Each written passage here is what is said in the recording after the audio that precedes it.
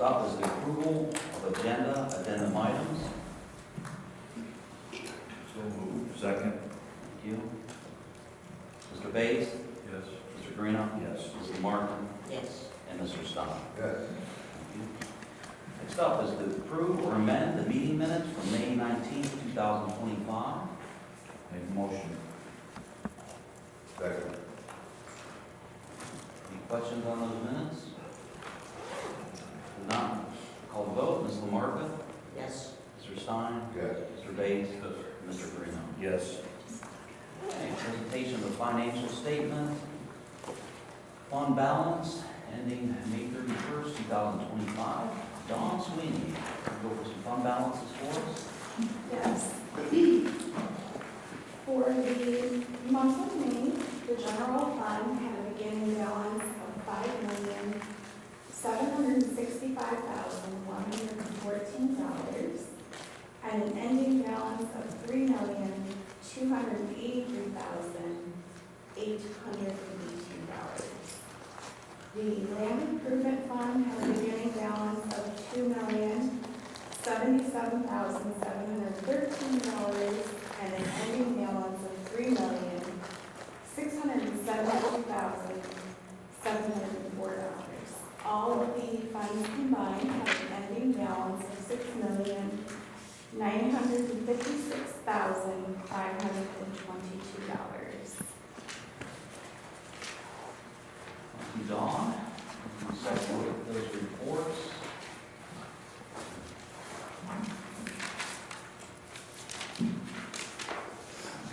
Any questions on the monthly financial report? Okay, if not, we'll go ahead and move on to the presentation of the payment report. Vouchers for the month of May 2025. Give you a second to look at that report.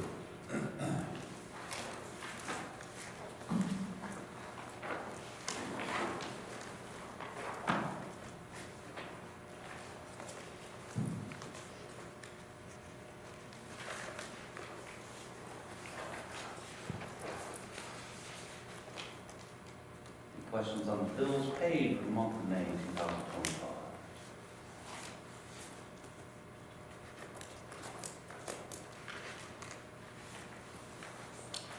All right.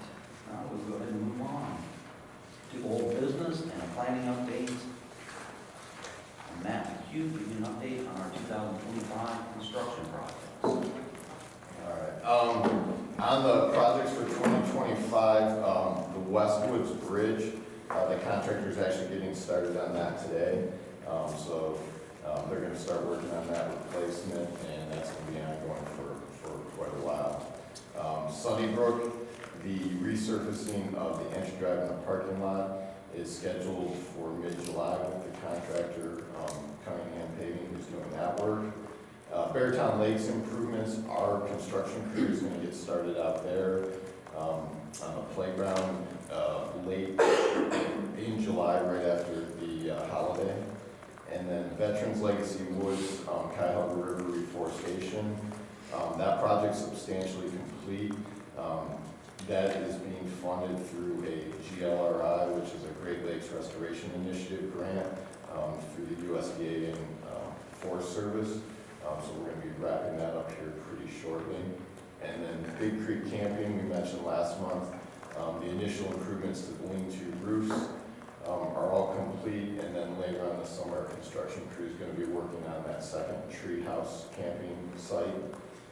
And then Big Creek Tupelo Pond improvements, those are scheduled to get started in late summer.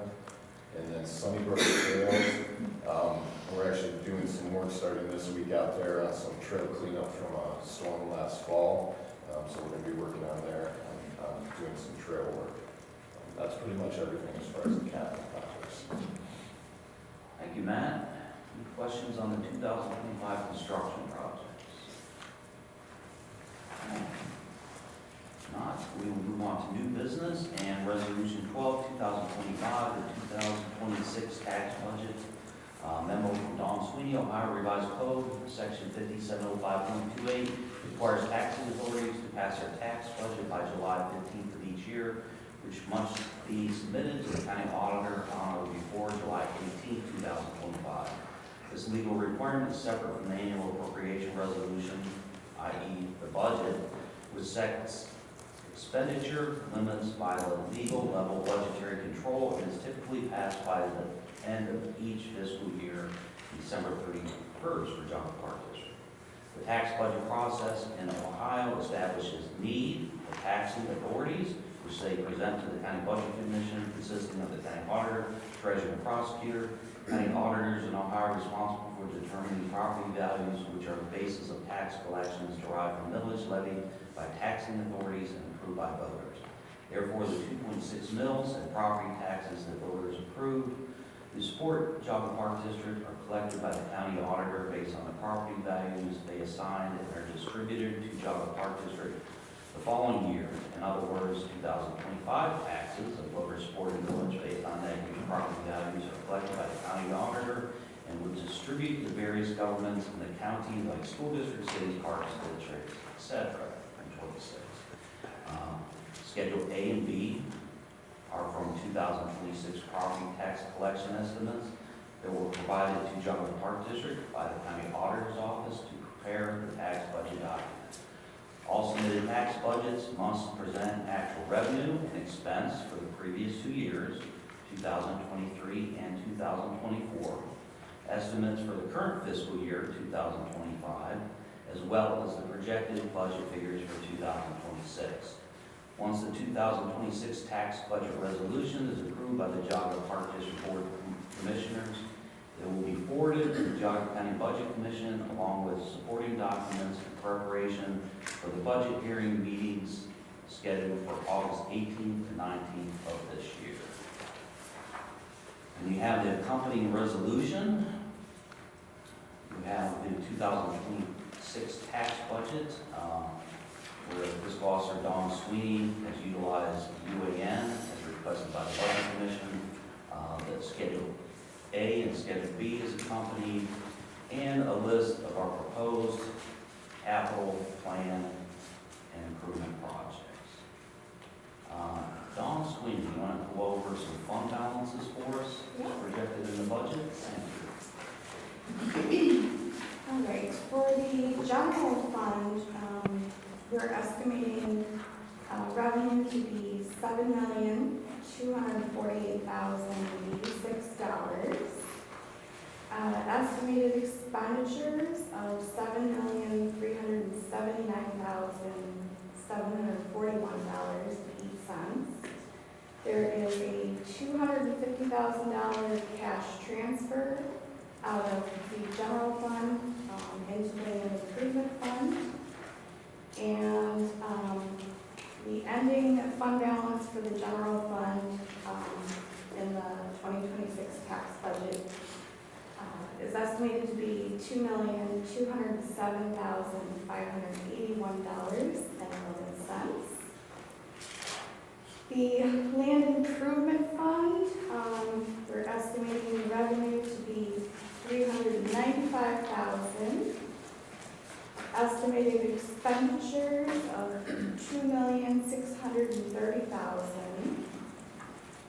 And the estimated ending fund balance will be around $857,417.65.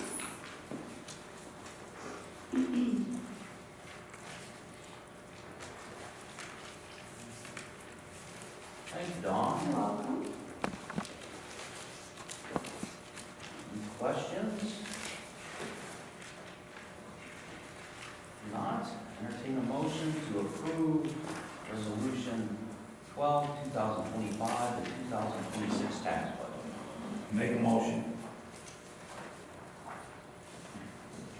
Give a second. Thank you, Mr. Stein. Call the vote. Mr. Stein? Yes. Ms. Lamarca? Yes. Mr. Bates? Yes. And Mr. Green? Yes. Next up, Resolution 13, 2025, honoring Park Commissioner Lester Legata.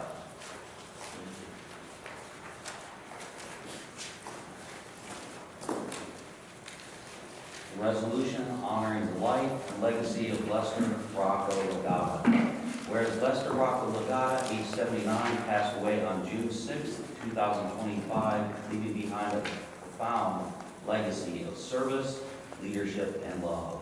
And whereas Lester was a devoted husband to Susan J. Legata, a loving father to 6 daughters, yes, I said 6 daughters, Heather Faye, Shannon Lee, Megan Elizabeth, Laurel Jane, Heather Jane Kramer, and Susie Jane Lowell, and a proud and dedicated grandfather to 10 grandchildren.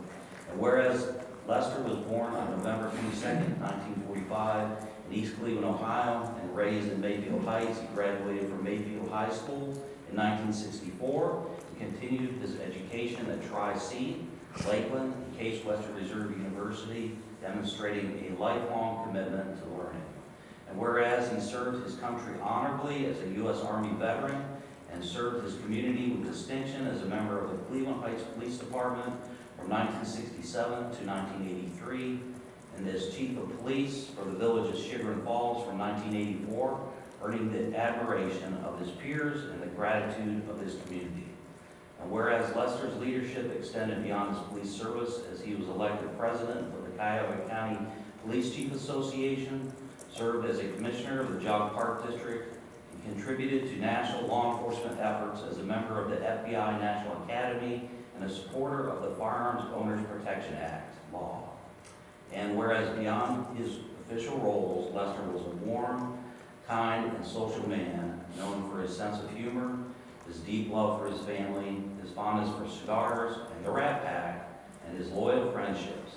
And whereas Lester Legata's life was marked by a steadfast commitment to protecting and serving others, both in uniform and at home, embodying the true spirit of public service and personal devotion. Now therefore be it resolved by the Board of Park Commissioners of the Jog Park District, Jogga County, Ohio, that we honor and celebrate the life of Lester Rocco Legata, remembering him as a cherished husband, father, grandfather, veteran, leader, and friend whose legacy of service and love will continue to inspire all who knew him.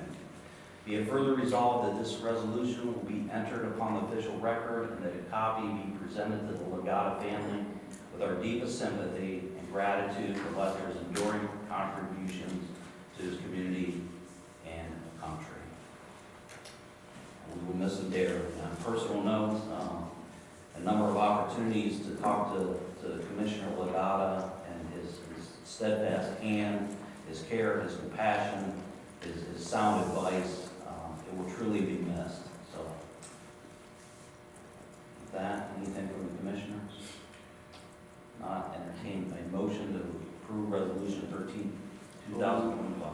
Thank you. Second. Thank you. All the vote, Mrs. Martin? Yes. Mr. Guarino? Yes. Mr. Bates? Yes. And Mr. Steiner? Yes. Thank you, commissioners. We will move into commissioners' time, and we have a presentation that I asked Sandy Ward, Communications Marketing Manager, to do on some of the trends with our website and the social media trends. And, I got a quick glimpse at it, and it's quite interesting. So, take it away, Sandy. Good morning. I'm Sandy Ward. I'm the marketing coordinator at Jogga Park District, and I was asked to present on, as John said, website analytics and social media interactions. Our digital communications approach is three-pronged.